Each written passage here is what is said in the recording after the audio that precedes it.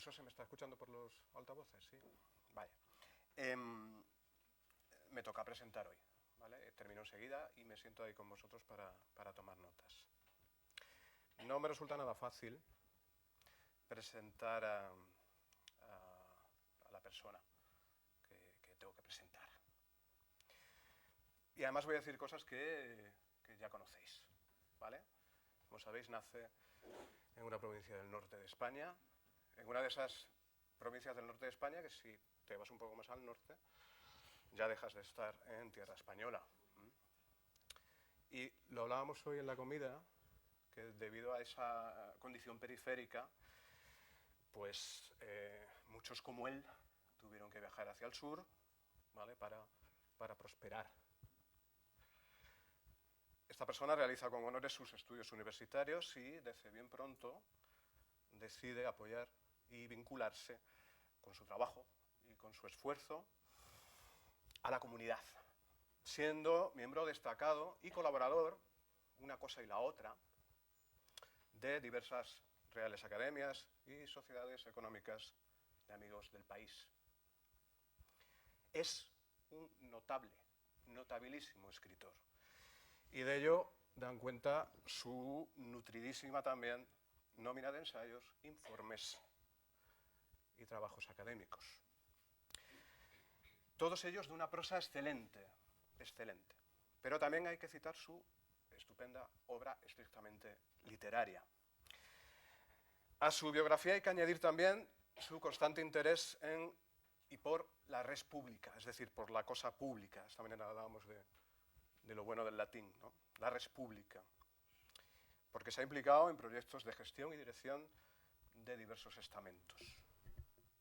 Por alguna de sus palabras y también por los retratos que amigos suyos nos han dejado, yo creo que hay en él una cierta melancolía rebelde, pero para nada hay desesperanza, para nada.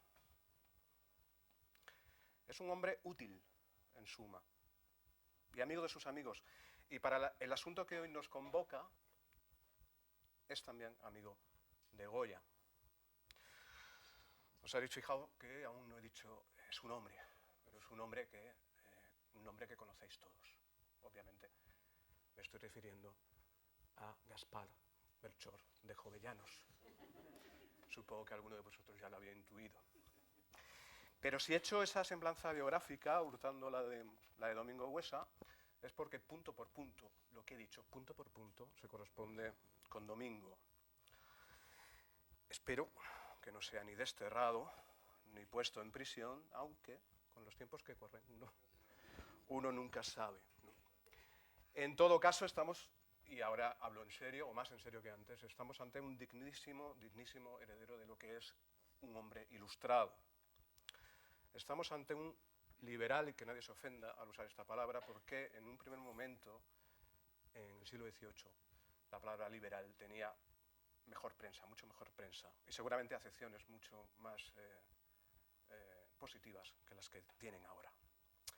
Y en lo que a mí respecta, y supongo que esto es opinión compartida por todos los que estáis aquí, estamos ante un maestro que sobre todo es un maestro muy generoso. Yo eso es lo que le reconoceré siempre, ¿no? Desde hace ya muchos años que me puedo considerar su discípulo. Muchas gracias. Muchas gracias a todos vosotros por vuestra asistencia. Muchas gracias también a Mercedes y a Marta por el cariño que siempre tienen en la organización de todas estas cosas y en concreto ahora, esta semana, en estas dos sesiones sobre la obra de Goya. Y por supuesto, muchas gracias por venir y os dejo con Domingo Huesa.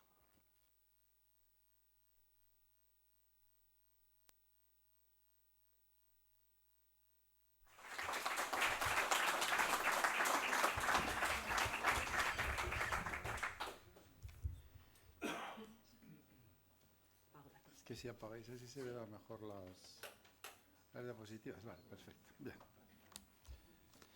Bueno, muchas gracias. La verdad es que cuando la persona que te presenta es una persona culta, sabia y trabajadora, pues da gusto que te presenten, porque por lo menos lo que dice te satisface de alguna manera y te anima a seguir trabajando. Para mí esta tarde es una tarde especial. Les aseguro que he pasado una mañana mucho mejor. La mañana ha sido excepcionalmente valiosa, ¿no? Con alumnos de Sabiñánigo. Pero la tarde también porque, aparte de que tengo familiares, amigos, conocidos y otras gentes que comparten conmigo el haber nacido en esta hermosa ciudad del Pirineo, vamos a compartir todos a un personaje notabilísimo que es Francisco de Goya.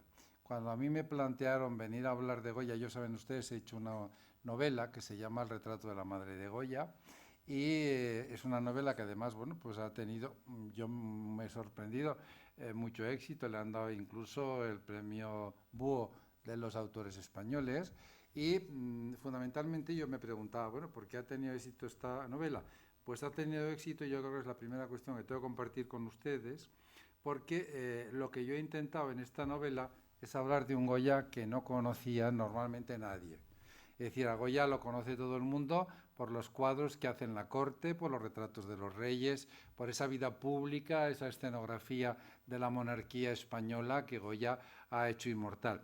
Pero realmente ese es un Goya muy pequeñito, es una parte muy pequeñita de la vida de Goya. Goya es otra cosa, es un personaje que vive en la intimidad, y ese personaje que vive en la intimidad es el que yo empecé a descubrir cuando me eché al cuerpo todas sus cartas. ¿Por qué entré yo en este tema? Bien, yo hice una novela que se llamó La tarde que ardió Zaragoza, que es el relato de un motín que hay en Zaragoza en 1766, el motín de Broqueleros o el motín del pan. Y en ese motín Goya participó. Y cuando acabé el libro y me pidieron la editorial de Madrid el hacer una obra sobre Goya, les dije que sí, porque la verdad es que al escribir el libro me di cuenta que había otro Goya muy diferente al que nosotros conocíamos e incluso al que nosotros muchas veces en clase explicamos. No es el verdadero Goya, no tiene nada que ver. Y además me di cuenta de una cuestión muy importante, y es que Goya vive 29 años, sus 29 primeros años los vive en Zaragoza. Por lo tanto, cuando Goya se va a Madrid, es un hombre que ya sabe pintar, ya tiene el estilo definido, ya tiene sus costumbres, ya tiene sus caracteres, y por lo tanto no es el Goya el que triunfa en la corte, el que hay que recordar, no, hay que recordar el Goya que se va formando, que se va preparando y se va consolidando. Porque además Goya se consolida en Zaragoza y se consolida en los paisajes del Valle del Ebro. Es un hombre que recorre el territorio, tiene grandes amigos y pinta incluso retratos a cerrajeros de Monzón, por ejemplo. Es decir, es que es una faceta de él que no conocemos. Y este recorrido y esta vinculación al territorio, sobre todo a los montes de Jaulín que tienen ustedes en pantalla como fondo, es lo que de alguna manera le vincula a un territorio. Ese territorio se llama Aragón. Goya es profundamente aragonés, profundamente aragonés. Cuando escribe en la intimidad, escribe con modismos aragoneses, escribe con aragonesismos que luego la Academia ha ido incorporando a lo largo de los 2 siglos siguientes. Pero cuando escribe en la corte, escribe con un castellano correctísimo. Pero en la intimidad, él es el hombre de Aragón, que conoce la forma peculiar que tenemos de expresarnos en nuestra tierra y que, por lo tanto, va marcando un poco ese perfil de un hombre profundamente aragonés, un hombre profundamente sencillo, con todas las características que yo espero en los próximos 50-55 minutos, contando con su paciencia, el ir transcribiéndoles y transmitiéndoles, porque yo creo que estamos obligados a conocer bien a la figura más importante que hemos tenido en toda nuestra historia. Es la gran figura de Aragón, es sin duda alguna el gran icono de este territorio, de esta tierra, y Goya no solamente es un hombre de Fuendetodos, ni es un hombre de Zaragoza, es un hombre fundamentalmente de Aragón. Y si ustedes me lo permiten, vamos a empezar a hablar un poco de don Francisco de Goya y lucientes. La familia de Goya vive en Zaragoza. Su padre es dorador, es decir, que dora los retablos, las maderas. Cuando hay que acabar el retablo hay que dorarlas. ¿Para qué? Para que brillen más, para que tengan más esplendor y para que de alguna manera adornen más. Pero, como ustedes pueden calcular, hay tiempos en que se dora un retablo y hay tiempos en que no se dora un retablo. Cuando se dora un retablo, hay tiempos en los que se come... Bienvenida, alcaldesa. y hay tiempos en los que no hay trabajo y en consecuencia, evidentemente, pues no se puede comer. Con lo tanto, la familia de Goya pasa necesidad. Esto es lo primero que ustedes tienen que quedarse con esta idea. Goya es un hombre que en su infancia pasó mucha hambre, y que muchas veces comió, pues porque había una familia que tenía en Fuendetodos, que tenían sus campos y eran gente apañada, su abuelo, Miguel, que les facilitaba pues lo que facilita un abuelo del pueblo, pues las gallinas, las conservas, les iba mandando a Zaragoza para que pudiera comer Francisco de Goya. Este es el pueblo, es una fotografía de principios del siglo XX de la calle en la que nace Goya. Hoy si ustedes van, la casa está totalmente reformada después de la intervención de Zuloaga, gracias a Dios, y las cosas han cambiado. Pero el ABC guarda esta fotografía de principios del siglo en donde tienen ustedes a la izquierda cómo era la casa de los Goya en Fuendetodos. Ahí nace el 30 de marzo de 1746 por una razón muy sencilla. En una situación no muy boyante económicamente, la madre de Goya se va a dar a luz a casa de sus padres, donde puede tener una cobertura mayor, y por lo tanto Goya nace en Fuendetodos por esta circunstancia, no por ninguna otra. Y en Fuendetodos entra en contacto con todo lo que es una larga tradición histórica de este territorio, que ya saben ustedes que se ha transmitido en Fuendetodos, en Panticosa y en cualquier sitio de este territorio, se ha transmitido en las largas veladas en el hogar de la casa, oyendo a las personas mayores contando lo que ha sido esas tradiciones, esas leyendas, esa forma de entender el mundo. Y Goya la va a recibir en Fuendetodos. Esta es la cocina de su casa en Fuendetodos. Quiten ustedes los pucheros, que es una ordinariez porque evidentemente son muy posteriores, los platos de encima también porque Goya no los pudo ver, pero el resto es la casa en la que él de alguna manera vivió esa época y él pasa las Navidades con sus abuelos y pasa muchas temporadas del verano. Y su abuelo Miguel es un hombre fundamental en la obra de Goya, como ustedes irán viendo a lo largo de los próximos minutos. Por lo tanto, Goya es un hombre vinculado a un territorio, a una tradición y a esa tradición que él conoce y reconoce en Fuendetodos. Es un hombre, además, que aquí tienen ustedes el retrato, el primer autorretrato que conocemos y el último autorretrato conocido. Van de 1775 a 1824, es toda una vida lo que hay en medio de estos dos retratos. Y estos dos retratos están dentro de un conjunto de retratos porque Goya es tremendamente presumido. Es un hombre que es enfermizamente presumido. Y llega un momento, Goya es gordo, porque además no es del aire, se lo trabaja, es decir, come, le gusta comer. Y en consecuencia se plantea el siguiente dilema. Leandro Fernández de Moratín lo cuenta con mucho detalle y mucha gracia. Claro, están discutiendo los dos, Leandro Fernández de Moratín es su gran amigo.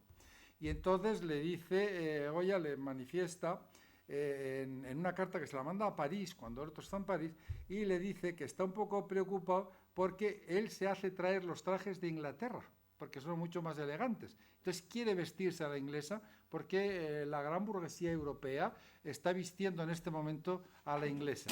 Y entonces lo que hace es traerse trajes, pero claro, Goya está gordo y no le caen como les caen a otras gentes. Y entonces Goya en un momento determinado se plantea aquella famosa idea de voy a tener que optar entre comer y ser elegante, es decir, esa cuestión. Y entonces le contesta Moratín la famosa frase que ustedes ya conocerán, para esto hay un remedio extraordinario que es chupar piedras. Con lo cual, de alguna manera, estamos entrando en la dimensión de un personaje muy real, un personaje que estaría muy cercano a nosotros, que cuando estamos a finales del siglo XVIII y la Revolución Francesa ha eclosionado y manifiesta la importancia del pelo largo, lleva el pelo largo, y cuando necesitamos cubrirnos como símbolo de una nueva concepción burguesa de la vida y liberal y constitucionalista, lleva la gorra y se viste con la gorra, es decir, que Goya es un hombre que está muy cerca de sus tiempos.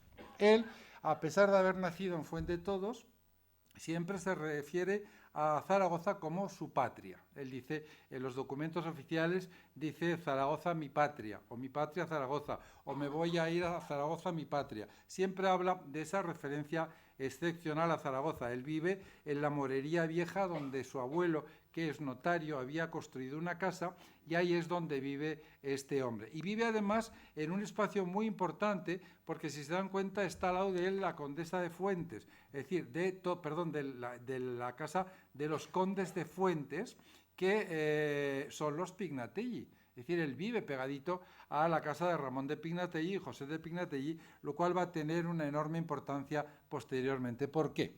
Porque José de Pignatelli, que luego será San José de Pignatelli, porque es el único santo que nació en Zaragoza, dicho sea de paso, que conozcamos históricamente. Y José de Pignatelli, que está dando clases en lo que hoy sería el Seminario de San Carlos, de los jesuitas, y les dice a sus padres, que además no olviden que viven tapia con tapia, que la casa de Goya está justamente enfrente de la tapia de los Pignatelli, de los condes de Fuentes.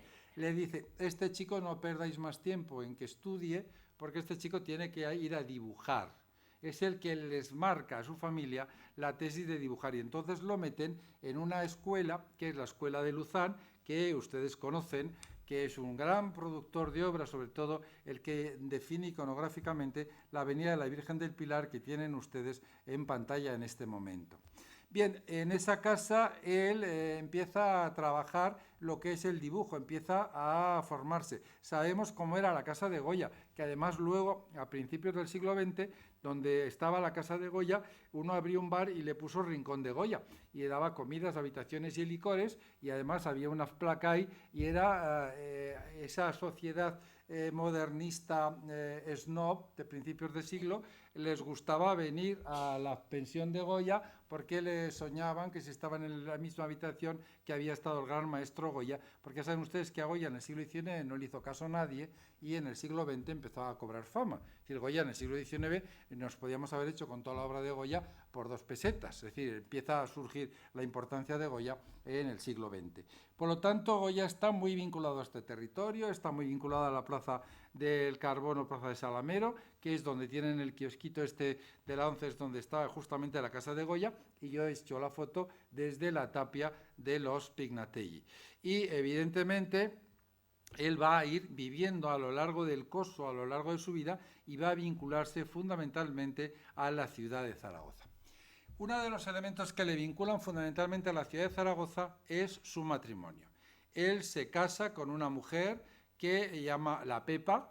La Pepa es Josefa Valleu, es hermana de Francisco Valleu, Ramón Valleu y Fray Manuel Valleu, que es hija de una familia, de una gran dinastía. Su hermano es el pintor real y es el que apoya a Goya en algún momento determinado, aunque ya les tengo que ir anunciando, luego lo volveremos a ver, que se odiaban a muerte, los dos cuñados. Se odiaban a muerte porque la verdad es que el pobre Valleu tuvo la desgracia de coincidir con Goya, porque si no sería uno de los grandes pintores del siglo XVIII, pero claro, coincidiendo con Goya se ha quedado en el segundo, y el pobre Francisco Valleu, que tenía un problema endémico de estómago, tenía una úlcera sangrante de estómago, por eso cuando vean ustedes los retratos, don Francisco Valleu parece que está moribundo, enfadado con el mundo. Es un hombre que transmite ese concepto de la enfermedad. Su cuñado lo clavó con esa cara del hombre que tiene un dolor gástrico notable.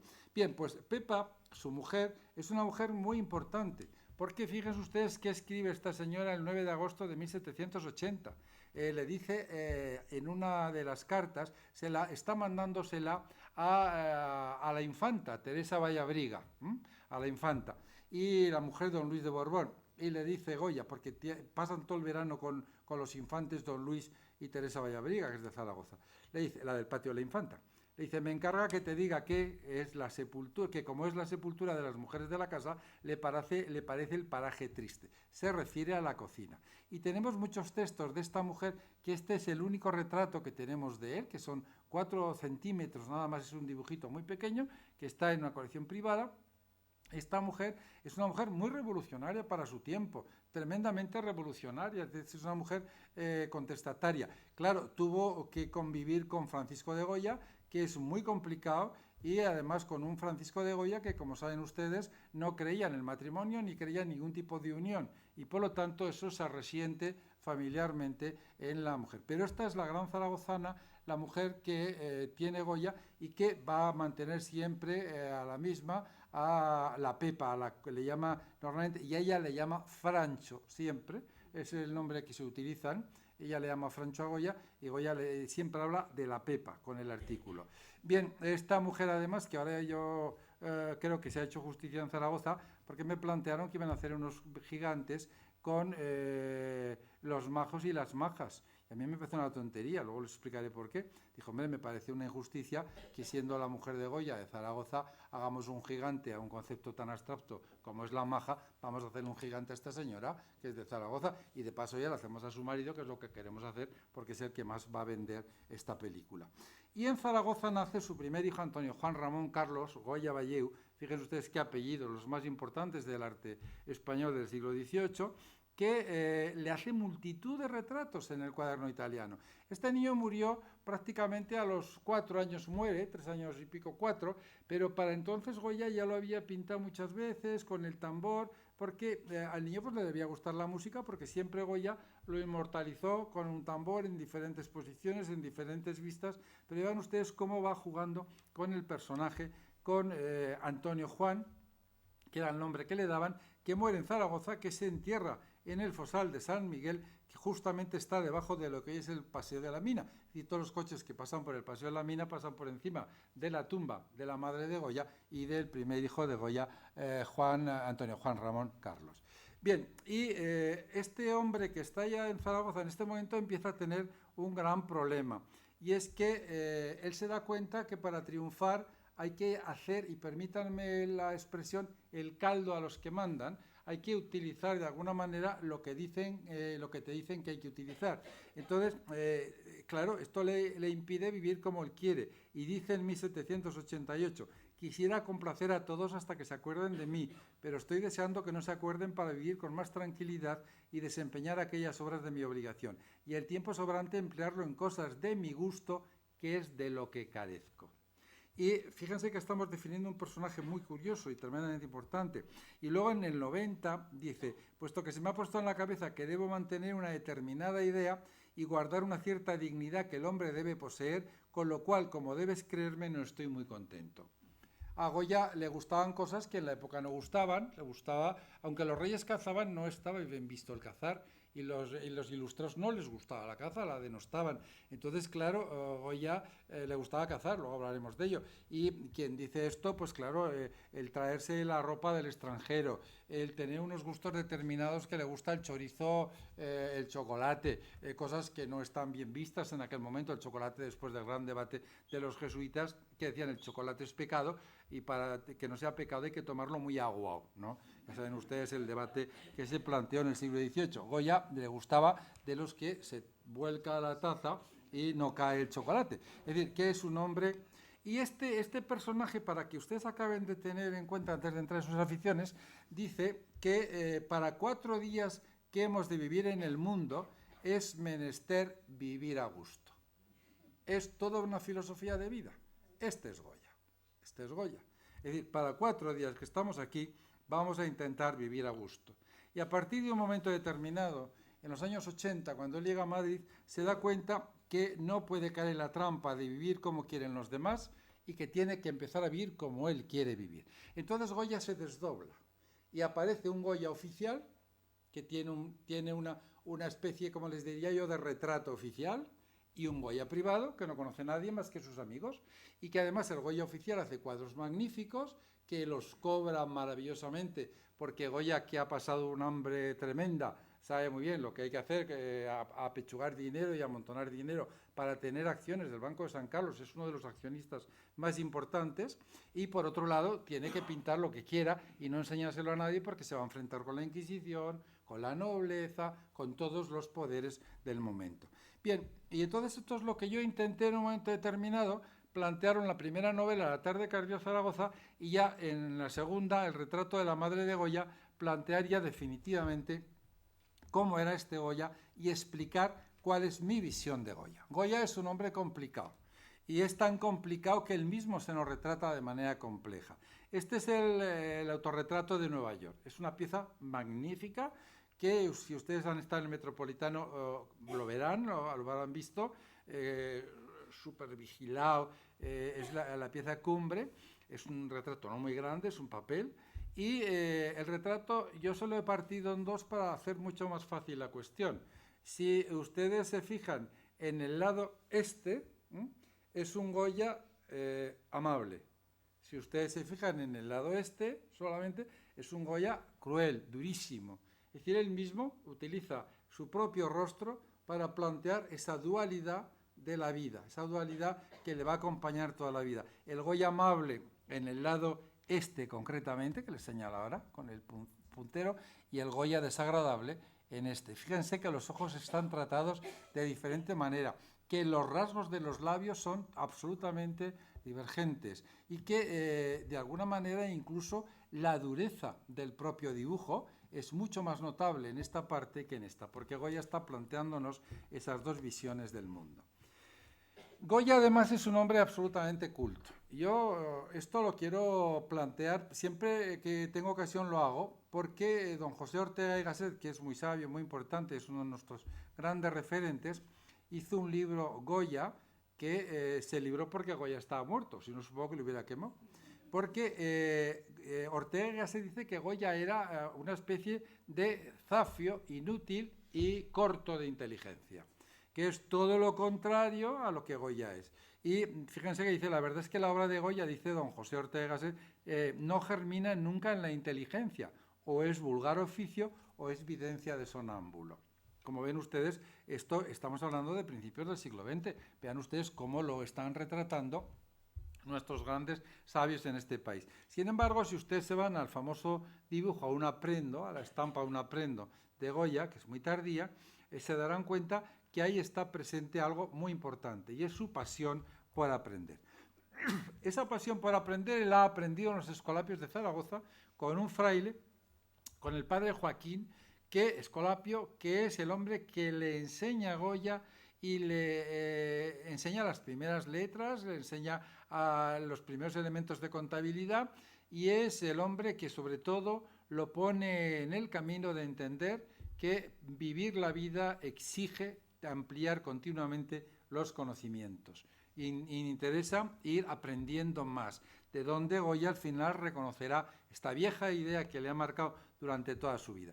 Y la verdad es que no tiene razón don José Ortega y Gasset, porque si ustedes miran los grandes filósofos del siglo XVIII y principios del XIX, todos son amigos de Goya.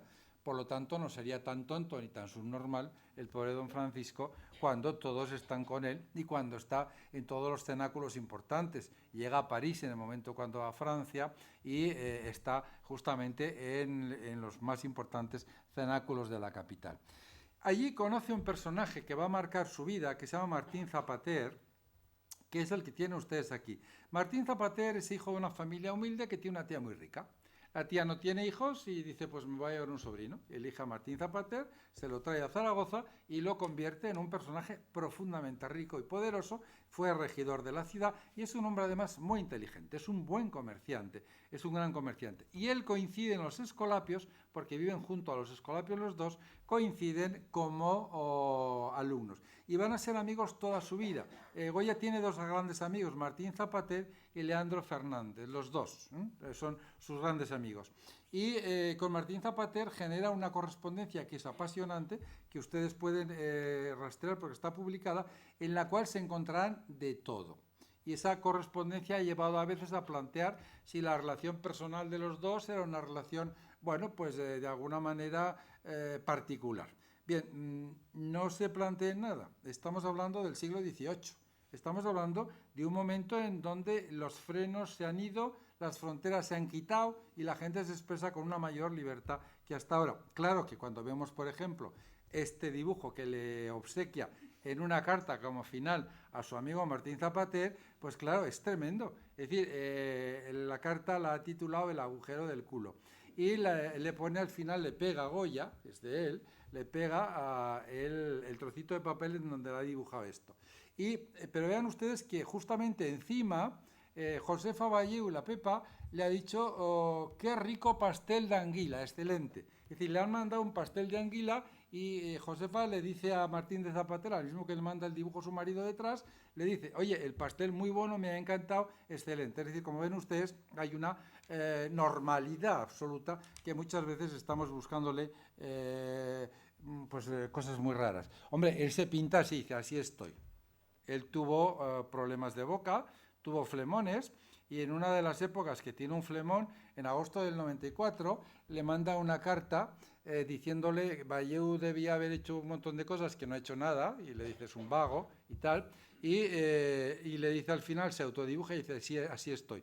Ahí tienen ustedes a don Francisco sentado en el suelo con un flemón enorme, con una boca pronunciadísima. Es decir, que hay una relación muy directa entre ellos.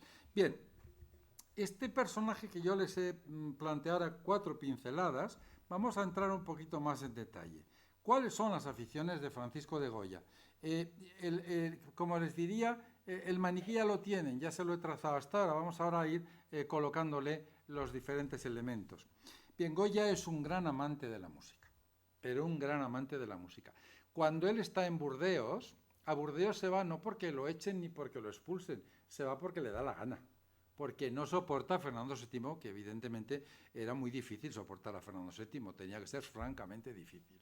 Pero el caso es que él no lo soporta y se va a Francia, porque además la mujer que ha hecho de ama de llaves en toda la época de la Quinta del Sordo se ha tenido que marchar a Francia porque un hijo se ha metido, que era liberal, se ha metido contra los absolutistas y ha tenido que huir del país. Y entonces Goya, que ya está mayor y está enfermo, pues dice, bueno, pues me voy, me quito del medio de este señor que no lo soporto, me voy alegando porque él tiene enfermedad, que tengo que ir a unos baños de Francia para mejorar la salud, se va a baños, con lo cual Fernando VII le autoriza que se vaya a baños. Yo supongo que Fernando VII sería la autorización más feliz que firmó en su vida, quitárselo del medio porque lo zahería continuamente, haremos alguna referencia luego, y entonces se va a Francia y acaban viviendo en Burdeos, donde le mandamos la pensión. Él cobra la pensión de la corte, se la mandan todos los meses a Burdeos, y cuando se jubila le mandan la jubilación a Burdeos como pintor de la corte. Es decir, no está exiliado. Cuando a veces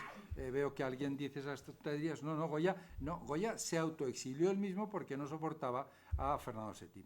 Bien, en esa época de Burdeos, Goya y la persona que vive con él son socios de la ópera de Burdeos. Van a todas las representaciones de la ópera. Esto don José Ortega y Gasset no lo debió de leer, pero el caso es que este es un hombre tremendamente culto. ¿Por qué? Porque la música para él es fundamental. Él dice en un momento determinado, en una carta que le escribe a un amigo suyo, le dice, adiós, que estoy oyendo cantar perfectamente y no lo quiero perder. Punto. Se acabó la carta porque estaba oyendo cantar y quiero perfectamente y quiero atenderlo. Estamos en 1788. Goya aprendió a tocar el tiple, que es como una guitarra, un instrumento de cuerda pulsada, más pequeñito. Hay la propia distorsión de la diapositiva, les va a parecer que es como un guitarrón grande, es más bien pequeñito. Pero bueno, el caso es que Goya aprendió a tocar, ¿dónde? En Fuendetodos, porque su abuelo Miguel es el que toca el tiple.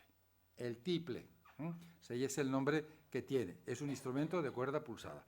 Bien, y además le viene muy bien, porque cuando no hay dinero en casa, se va por la tarde, por la noche, a una taona, fonda, o como quieran llamarle ustedes, y toca, y canta, y luego pasa la gorra, perfectamente, y saca dinero para mantener y colaborar en lo que es su afición, que luego haremos alguna mención. Ahí tienen ustedes la cantidad de veces que nos representa figuras tocando. Además, es de una precisión tremenda, porque los especialistas, en este cuadrito pequeño que tienen aquí, que es el detalle del grande, en este tal como está la posición, observen, es un acorde de re mayor cuando se está haciendo cantos de soledad o incluso una tirana. Él manda comprar unos pliegos de tiranas, de los cuales nos quedan algunos, que, por ejemplo, esta la canta en varias ocasiones. Jamás pensé, vida mía, quererte como te quiero. Cuando me voy a acostar no puedo cuajar el sueño. Y esta es una tirana que a él le gustaba mucho, le hacía gracia, y además le hacía mucha gracia porque contaba siempre que los Valleu, don Francisco Valleu, con su mal de estómago, también le gustaba cantar, pero que don Francisco necesitaba quitarse la chaqueta y quitarse todo y quedarse en la camisa para cantar. Y entonces Goya siempre se le reía y decía, mi cuñado ya se ha vuelto a poner en camisa. Y ya sabes, cuando te dice eso, que ya estaba cantando y que iba animado porque don Francisco, entendió muy pronto que uno de los elementos que cura, y es verdad, y si hay médicos me darán la razón, las úlceras es el vino, dicho sea de paso.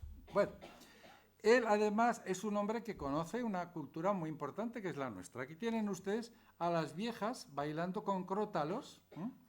Ahí tienen ustedes a dos viejas bailando una jota, claramente. Es una representación de 1825 del álbum de Burdeos, del último álbum H, que es un trocito de papel, un papel verjurado, donde con un lápiz negro ha ido y luego han rodeado todo para darle un concepto más de litografía. Bien, o el fantasma con castañuelas, ahí lo tienen ustedes también con la garra al aire, bailando otra jota en su momento. Vamos a tener bastantes dibujos, es decir, que esa pasión por la música también la vincularemos a su propia cultura, la cultura de la jota, y Goya es un gran jotero. Y antes les decía que él se ganó la vida en un figón, el figón de Mariquita, que era una especie de, no querría utilizar un término despectivo, un bar de muy baja categoría, que está justamente en la Plaza Santa Marta, en la esquina, y que todavía está el lugar, todavía se dedica a un bar, dicho sea paso. El dueño no lo ha descubierto porque tiene un cartel horripilante con un héroe castellano que no tiene nada que ver. Si pusiera ahí Goya sería mucho más. Pero bueno, el caso es que en ese rincón es donde está, entonces se llama la calle de los Colchoneros, la actual calle Dormer. Al fondo lo tienen ustedes allí. Este es el figón de Mariquita, está justamente en esta zona de aquí. Y aquí es donde Goya venía a cantar por las noches y a pasar la gorra, aquí lo tiene ustedes el lince, a pasar la gorra para poder de alguna manera vivir. Por lo tanto, una de las primeras características es su afición por la música. La segunda, tremendamente aragonesa, su afición taurina. Zaragoza inaugura el Coso de la Misericordia porque con él se pagaba el Real Hospital de la Misericordia, que había creado don Ramón de Pignatelli, gracias al cual bebemos agua todavía en Zaragoza hoy. Bueno, pues habían creado la Plaza de Toros y se inauguró en octubre del 64, de 1764, el 8 de octubre, con una corrida que empezó a las 10 de la mañana y terminó a las 7 de la tarde, porque las corridas eran de mañana, mediodía y tarde. Los ricos iban por la tarde, y los pobres iban al punto de la mañana, y al mediodía pues había una especie donde incluso muchos quedaban a comer dentro de la propia plaza y en los tendidos. Bien, Goya está en la primera corrida.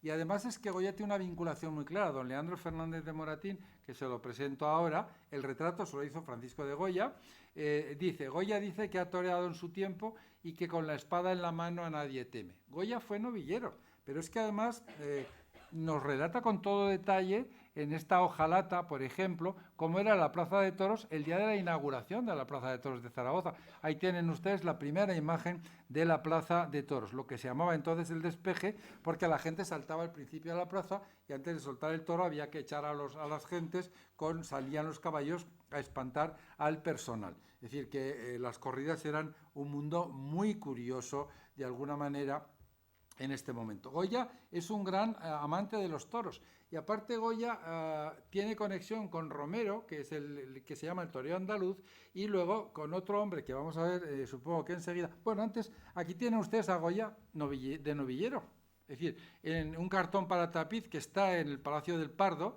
que es una pieza magnífica. Ahí tienen ustedes a don Francisco de Goya de novillero.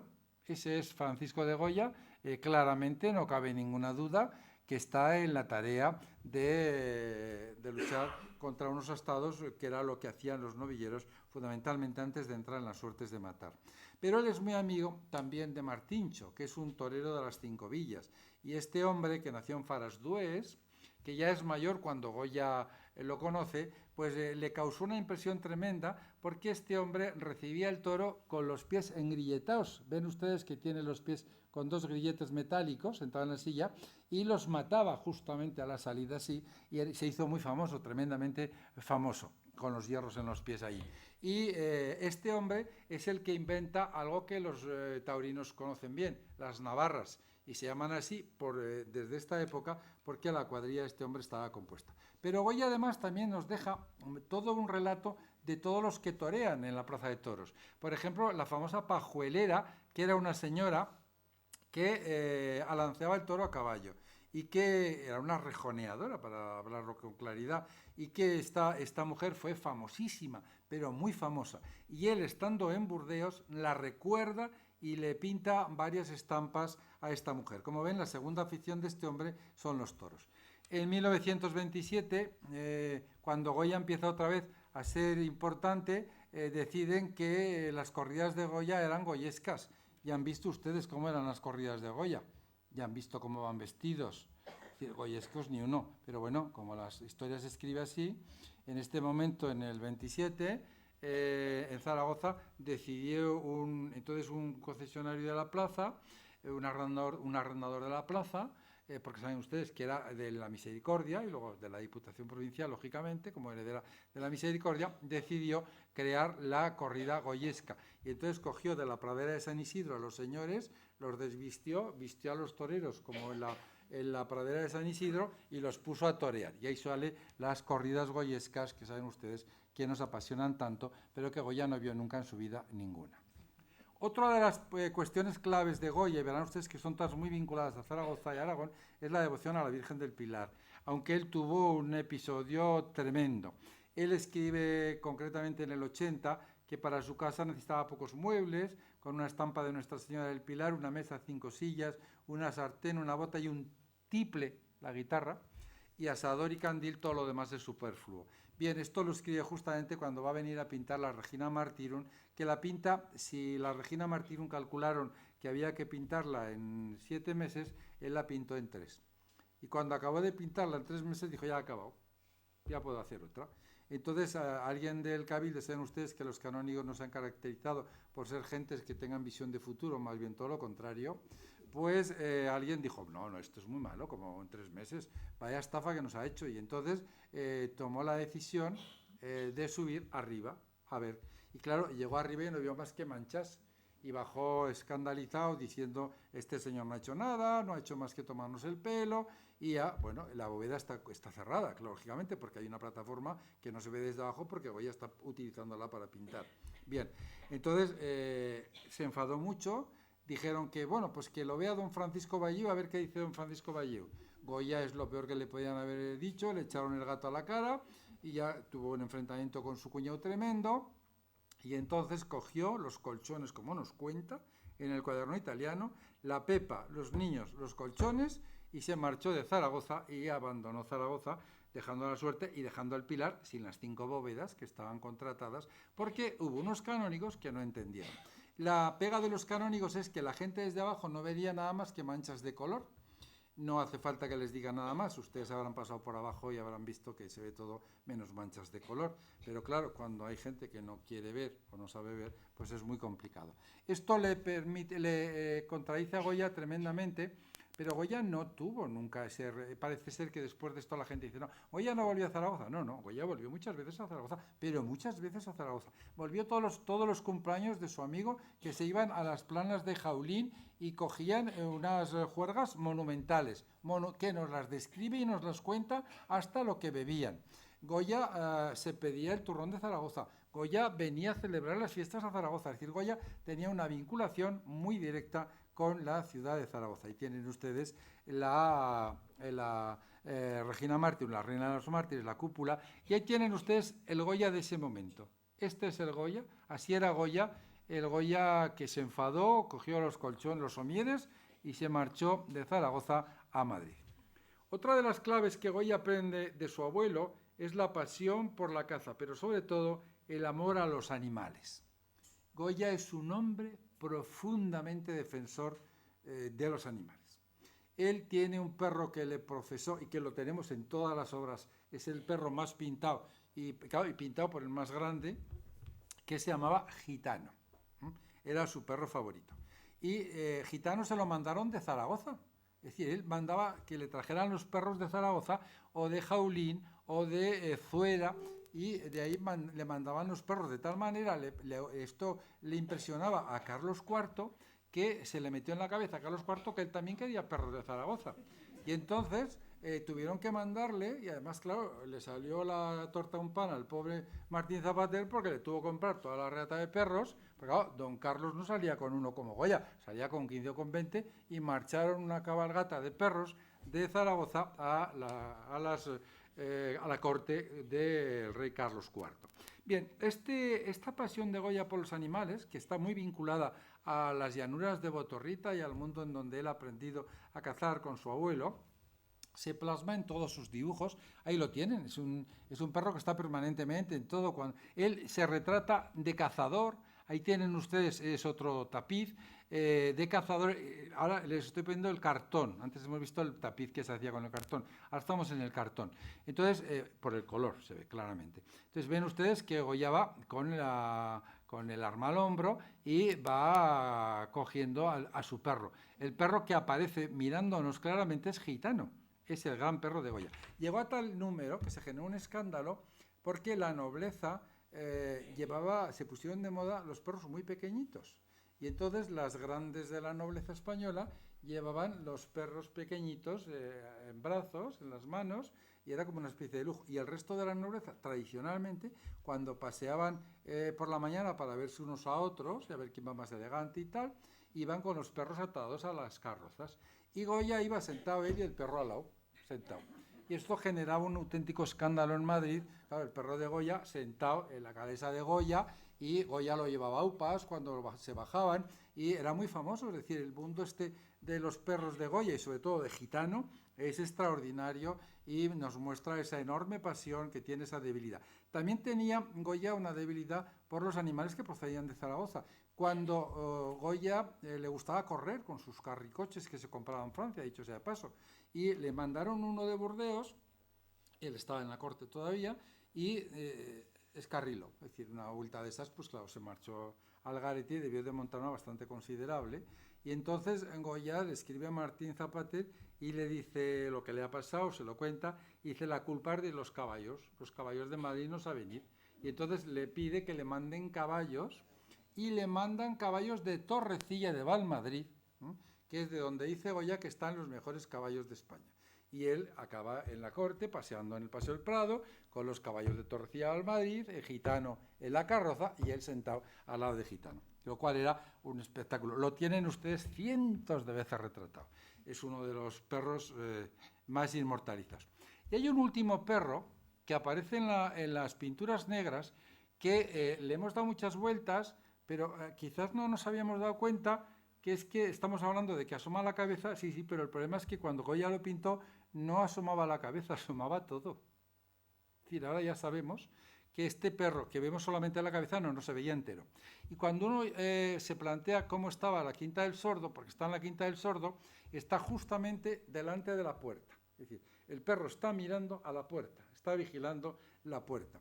Y Goya, en alguna carta a Martín Zapatera, le había dicho y le había explicado que los animales a veces se quedan abstraídos porque ven cosas, ¿no? Eso es otra cosa. El mundo de lo irreal a Goya también le preocupaba. Entonces pone un vigilante justamente frente a la puerta de la gran estancia de las pinturas negras. Ahí tienen ustedes la calesa de Goya, que era prácticamente así. Imagínenselo, pues el hombre que les lleva y detrás sentados don Francisco y el perro. Los caballos habían venido de Torrecilla al Madrid, que les pongo en la diapositiva para que vean ustedes.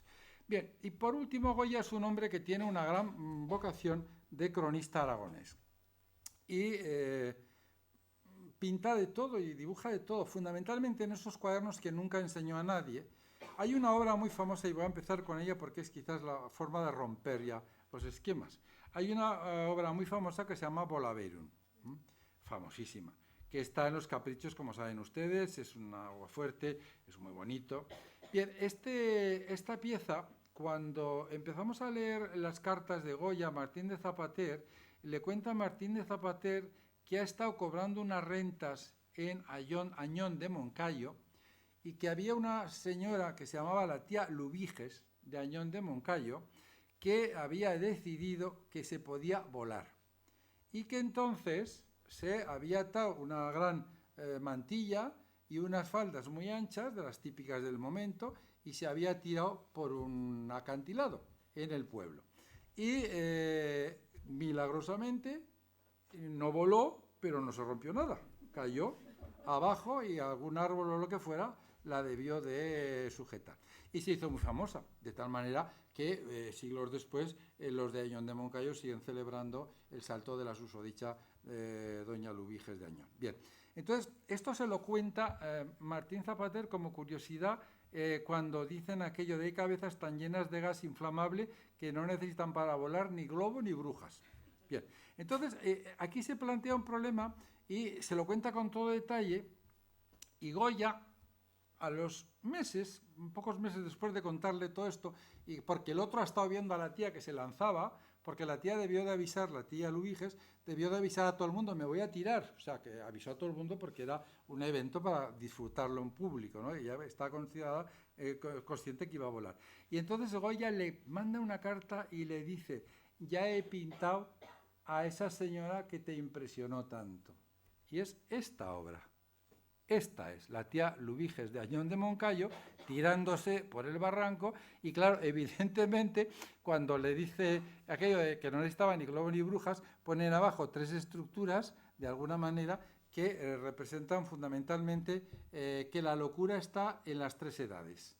Uno puede estar loco con 5 años y con 90, que no tiene nada que ver con este tema. Esto nos había llevado en alguna ocasión a decir que sí sería una crítica contra la duquesa de Alba. No, a la duquesa de Alba fue mucho más duro con ella.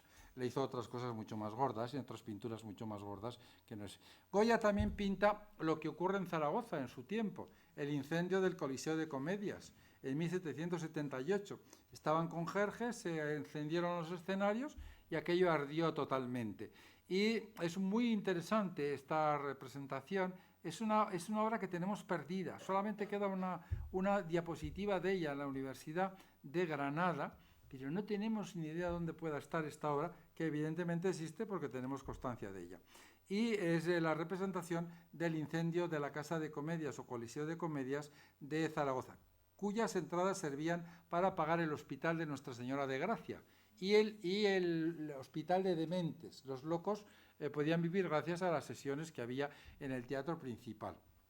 Y este incendio provocó en Zaragoza una gran división de opiniones, en la que Goya intervino también en su momento, porque había un sector del clero que decía que Dios nos había castigado con el incendio. Murieron más de 100 personas en este incendio, entre ellas el gobernador de Zaragoza. Bien, nos había castigado con este incendio porque se representaban actos pecaminosos. Y había otra serie de gentes ilustradas que decían, esto es una idiotez, Dios no ha tenido nada que ver, se incendió la cortina por la mala función de unas velas en aquel momento. Bien, esto llevó a que durante unos años estuvo sin construirse un nuevo teatro. De tal manera, al final, esto había marcado tal sentimiento en Zaragoza, que el teatro no se levantó en el sitio donde estaba la Casa de Comedias, se levantó justamente enfrente, y es el teatro principal. La Casa de Comedias estaba justamente al otro lado donde hoy está el Banco de España. Bien, y además no solamente recoge eventos de este tipo, además muy interesantes, porque saben ustedes que el primero que llegaba a un incendio, la ciudad le pagaba un dinero, pero no se lo ponía a la ciudad, se lo ponía el último que llegaba al incendio. Es decir, la gente cuando había un incendio corría todo el mundo para no tener que pagar. Era una forma de potenciar aquello y de que los incendios se pudieran hacer frente. Es decir, que es una medida bastante inteligente. No sé si se podrá llevar a la práctica, pero es muy inteligente. El primero cobra, el primero que llega para apagar el incendio cobra y lo paga el último que llega para apagar el incendio. Bien, Goya además también, cuando está ya al final de su vida, ya son los cuadernos E, F, G y H, los últimos, ya está en Burdeos, estamos ya en 1820, él lo que va a hacer de alguna manera es recordar cosas. Y entonces dice, Zaragoza a mediados del siglo pasado metieron a un alguacil llamado Lampiño en el cuerpo de un rocín muerto y lo cosieron toda la noche y se mantuvo vivo. Esto era un castigo que se hacía a quien robaba en el erario público. a las gentes funcionarios y gentes dedicadas al servicio público que robaban, los metían, vaciaban un animal de este tipo y los metían dejándolo solamente con la cabeza fuera. Claro, imagínense ustedes el hedor, las tripas fuera todas, los perros se acercaban, el que estaba metido con la cabeza fuera, es decir, acababan francamente mal, muchos de ellos incluso mordidos por los propios animales, ¿no? Bien, este lampiño tuvo la desgracia de no morir en el evento, porque, dice Goya, se mantuvo vivo toda la noche.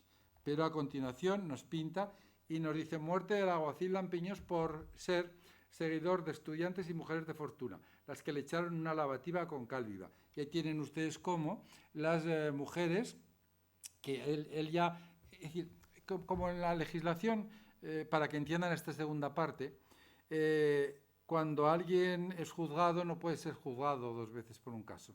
Este señor se aguantó toda la noche vivo y por lo tanto ya no se le podía volver a meter ahí, había sobrevivido y punto, se había acabado la película. Había tenido suerte. Y entonces son unas mujeres las que deciden, no, este se va a ir al otro mundo de una manera o de otra, y le metieron una lavativa con cal viva que Goya está pintando, como ven ustedes, con todo detalle y sin ningún tipo de problema, en el año 1820, en un papel perjurado que se conserva en el Metropolitan Museum de Nueva York, que además está expuesto, y es una pieza muy curiosa. Y tiene cosas curiosísimas. Dice: este caso sucedió en Aragón siendo yo muchacho, y el religioso quedó muy maltratado del caballo y la borrica. ¿Qué pasó? Bueno, pues muy sencillo. El fraile va montado en una borrica.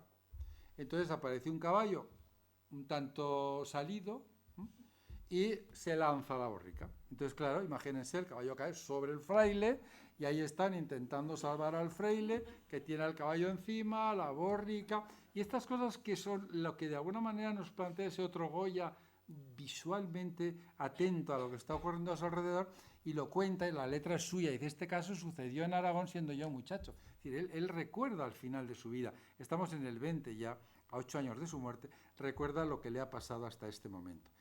Y una mujer que se llama Orosia Moreno, que es una mujer de Jaca. Esta mujer de Jaca estaba un poco oída y en un momento determinado le dio por echar ratones. Cuando la expresión sabía hacer ratones, los ratones, saben ustedes que la gente cree que es el origen de la peste. Bueno, algo de razón tiene, evidentemente. No ya en este momento. Pero esta mujer, cuando alguien le caía mal, iba con unos ratones y se los soltaba en la puerta y se me les metía dentro. Entonces era esa expresión de Orosia Moreno, que sabía hacer ratones, como dice en el Alda, la tiene ustedes pintada aquí, lo escribe don Francisco. Esta es la letra de él, del mismo Francisco de Goya. Bien, esta mujer era de Jaca.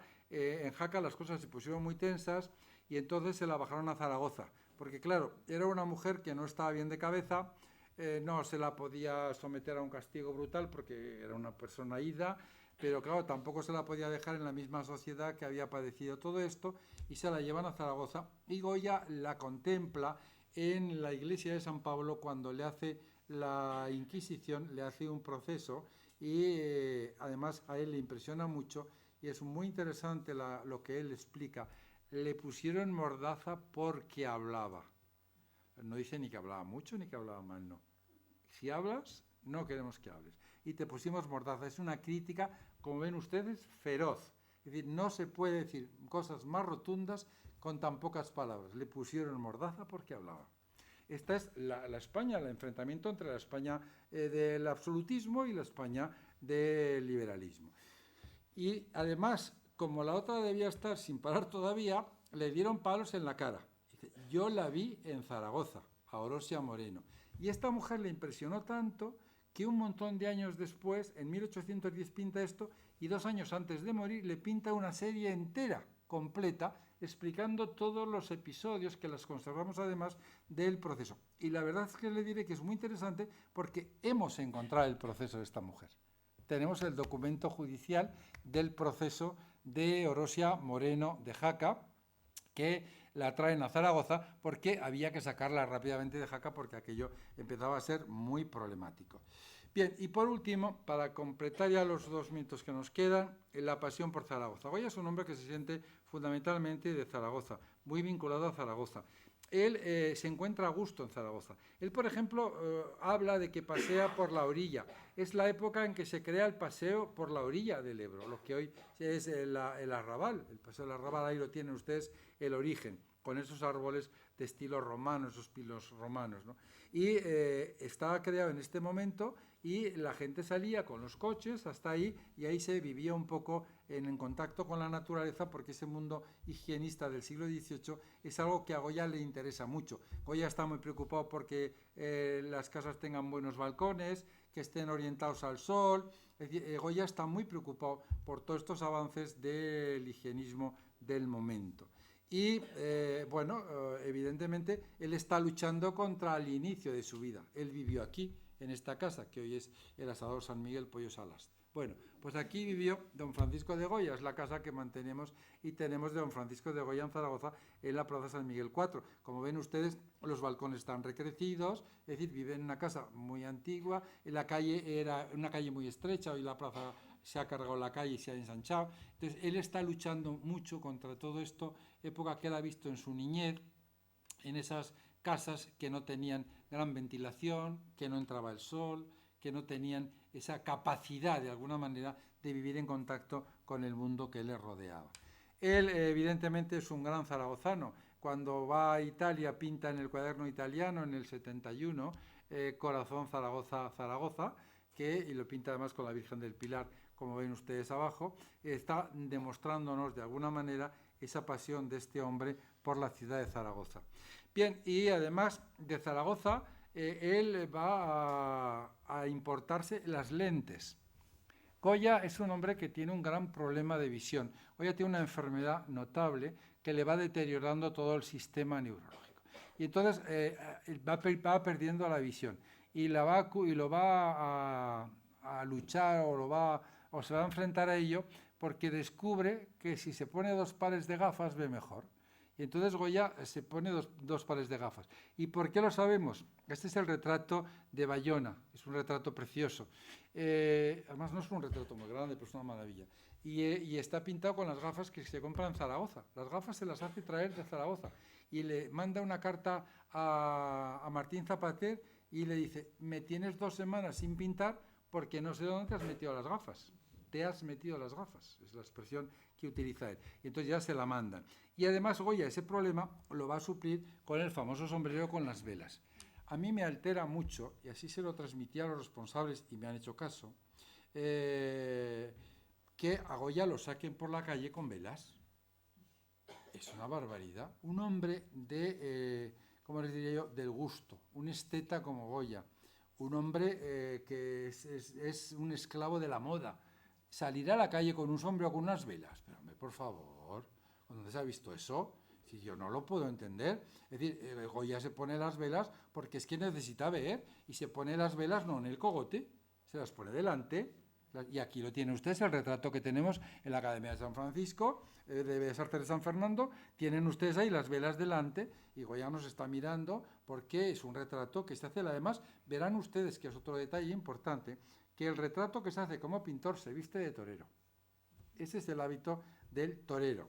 Es decir, lleva las manoletinas, lleva las medias de torero, las zapatillas de torero, todo, absolutamente todo. Y las velas delante que complementan las gafas que se compra en Zaragoza. Y de Zaragoza manda a traerse el turrón. Dice, te estimé mucho los turrones, pues si no son de Zaragoza, le parece a uno que no son tan buenos como los que se venden aquí, aunque aquí sean mejores. Fíjense ustedes qué expresión tan hermosa, ¿no? A mí estos no se me vayan a enfadar, son muy buenos, pero a mí mándame los de Zaragoza, el turrón de Zaragoza, un turrón de chocolate, porque Goya es un laminero de los chocolates, del chocolate, era tremendo. En su época de Bayona se hizo muy amigo de Braulio Pot, que era un exiliado español, un liberal que tuvo que abandonar el país, como muchísima gente, a la vuelta de Fernando VII, y se abrió una chocolatería, y claro, tuvo un éxito enorme en Burdeos. Y todavía hay una placa donde estaba, hoy día la pueden ver en la calle de Burdeos. Y ahí Goya se pasaba gran cantidad de sus últimos días, iba a ver todas las tardes, iba a verlo, a Braulio Pot, que llevaba un nombre muy zaragozano, San Braulio Pot, de Zaragoza. Bien, y él es un hombre además que se vincula mucho a la económica de Amigos del País porque considera que hay que trabajar por la patria. Él dice que los pueblos progresan si los pueblos quieren progresar. Y es otra cuestión tremendamente importante. Hay una filosofía detrás de la obra de Goya muy notable. Es decir, no se puede conquistar el progreso contra la gente. No, la gente tiene que estar decidida a avanzar y a progresar. Si no, no se va a conseguir nunca.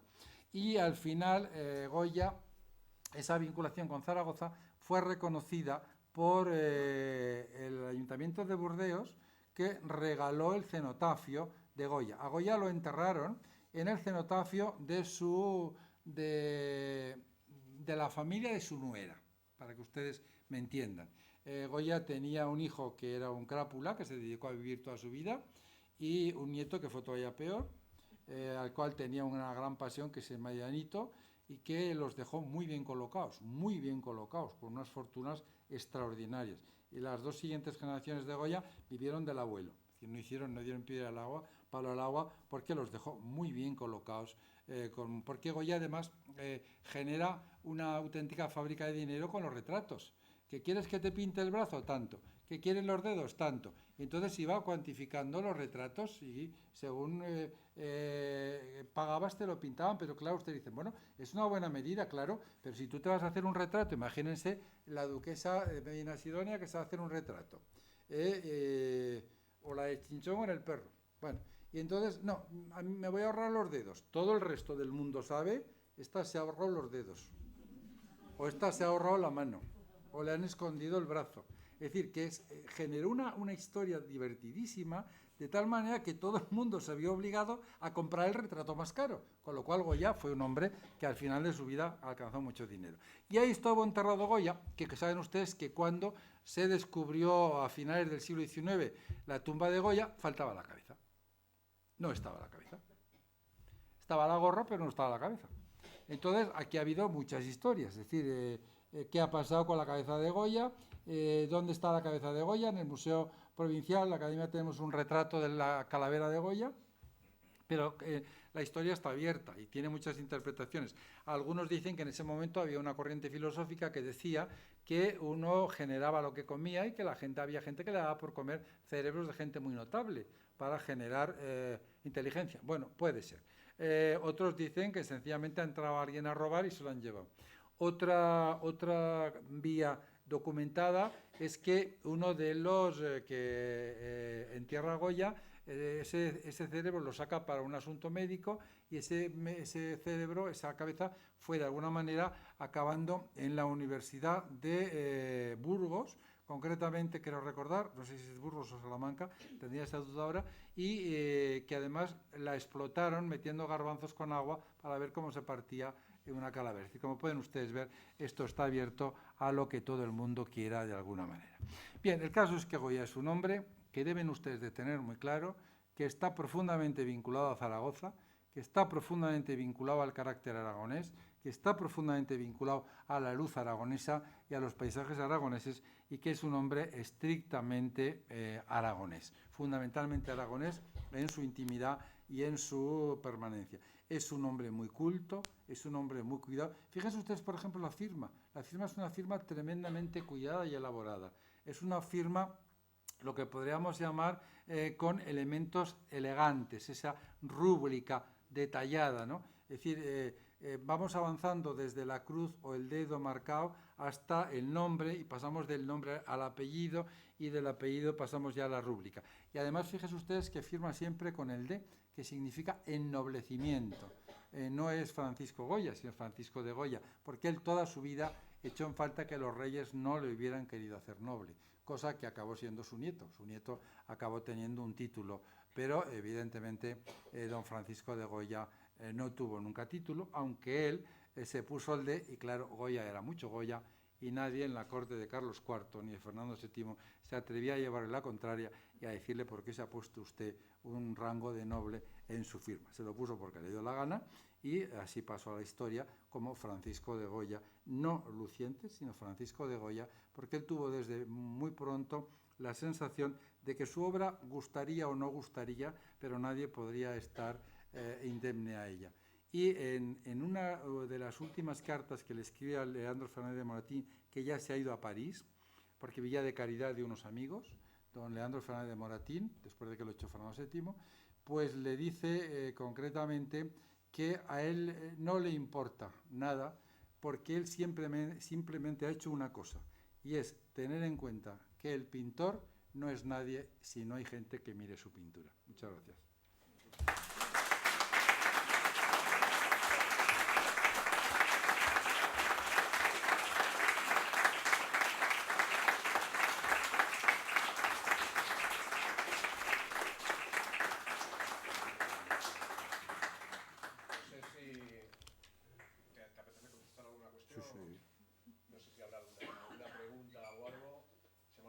Decir algo muy importante, pues supongo que os habréis fijado que hay una mesa con la novela del retrato de la madre de Goya y fuera, y ahí también está Moni por si alguien quiere, porque igual contestar preguntas no, pero firmar ejemplares seguramente sí. También puedo contestar, ¿eh? ¿Sí? Sabes que yo soy impenitente. ¿Alguna cuestión?